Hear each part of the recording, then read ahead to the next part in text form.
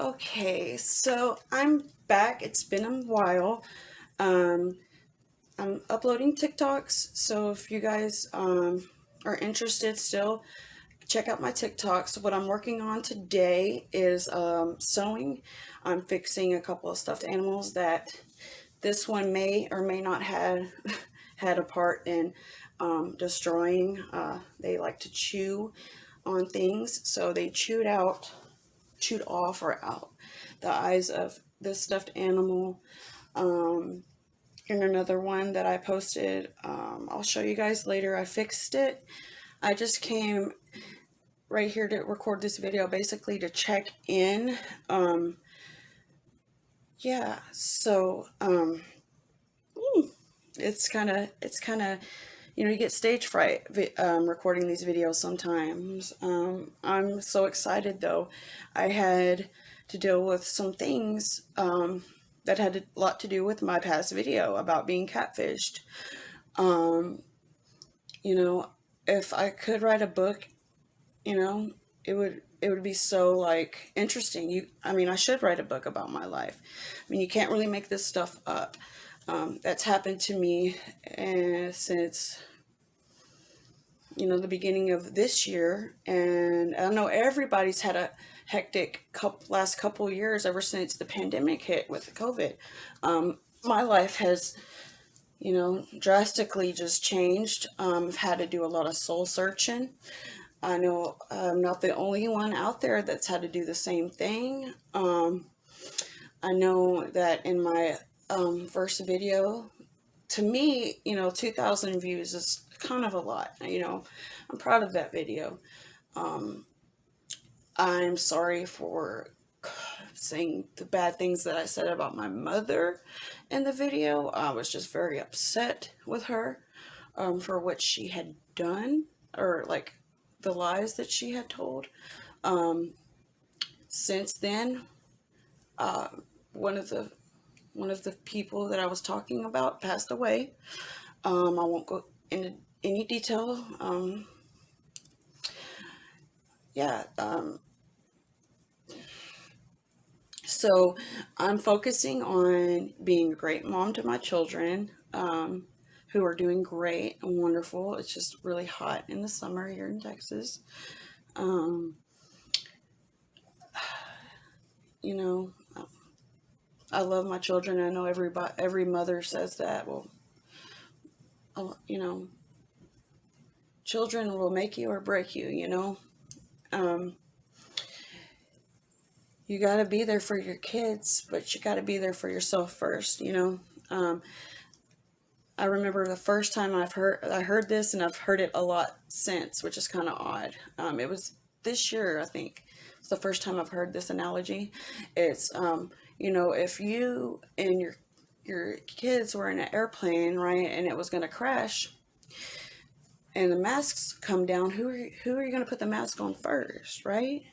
And it's like, well, I would say my children, right? But it's like, well, if you don't put the mask on yourself first, who's gonna, protect them? Who's gonna, you get what I'm saying? So, with that analogy, I was able to figure a lot of stuff out, about myself, and with like mental illness, addiction, and things like that. It's like, the chicken and the egg thing. What came first, the chicken or the egg, with mental illness and addiction? Um, and that's the problem. That's a lot of the problem that's been in this whole situation I was talking about with the catfishing thing.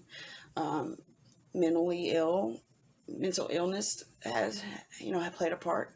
Um, Addiction played a part. Um,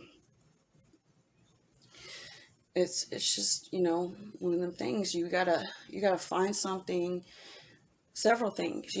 Support system. A support system is so important.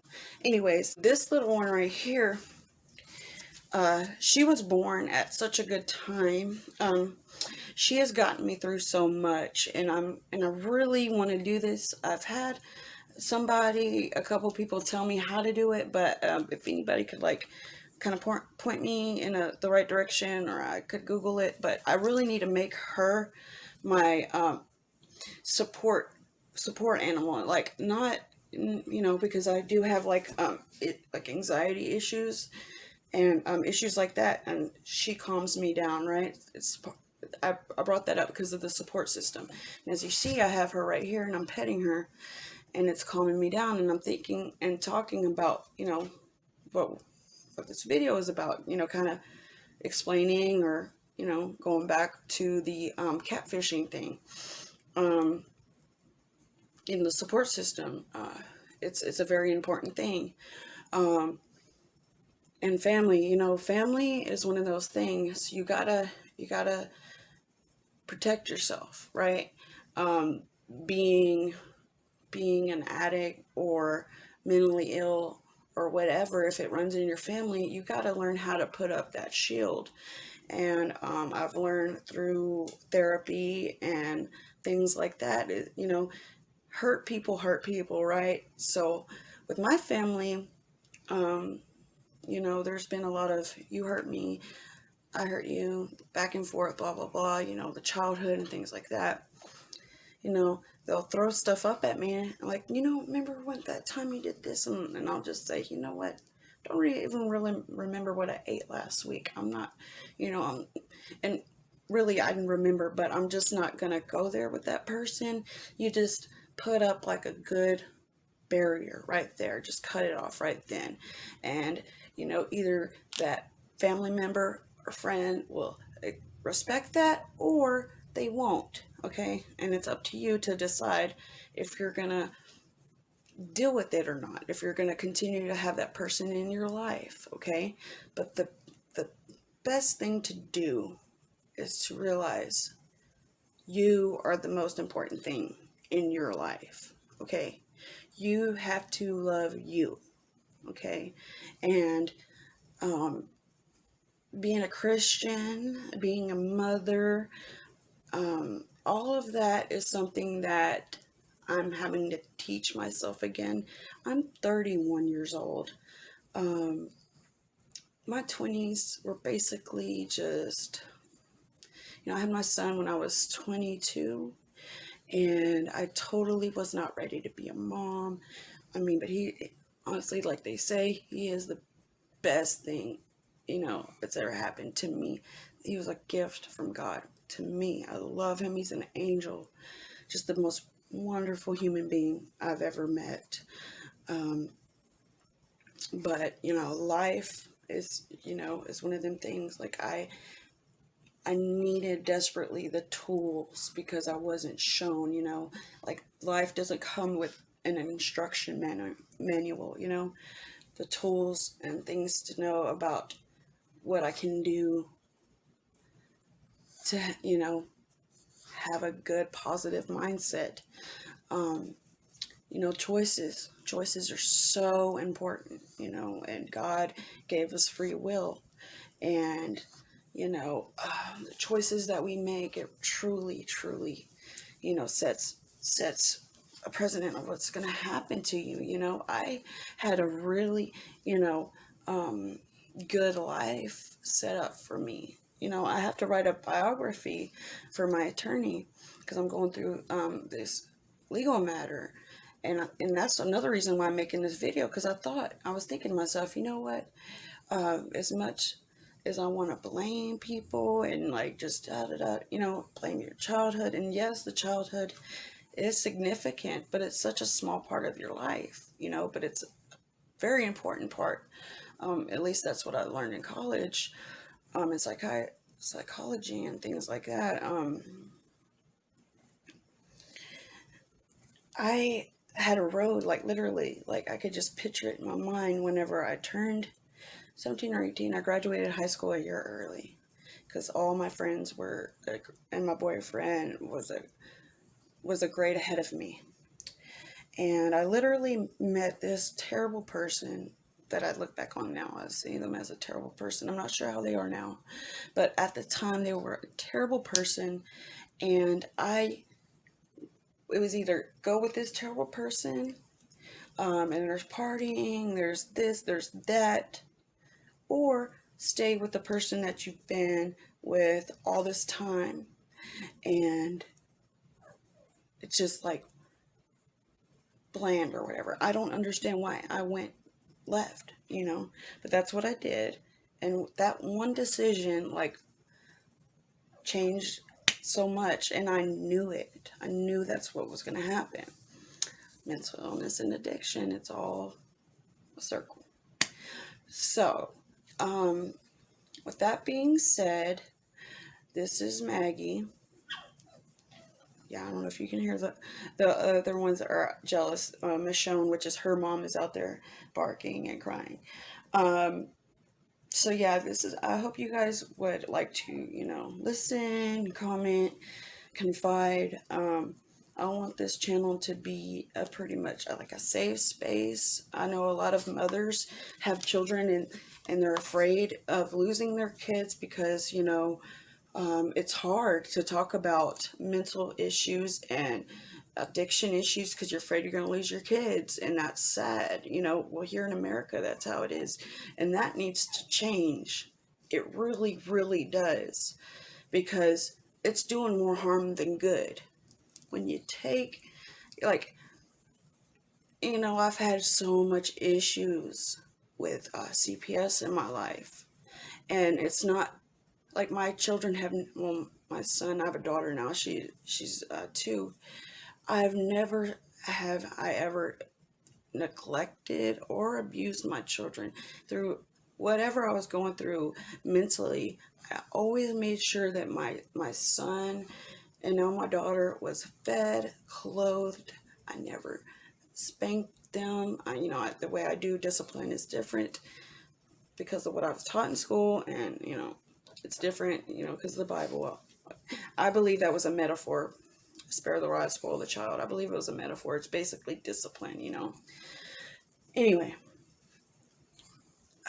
just it's a stigma that needs to stop. That way, we can have a future for America. This whole war on drugs and things like that. And, we need to come together as a country for our children and for the women of this country, so they won't be terrified of losing what they love the most in this life, to get some real decent help. The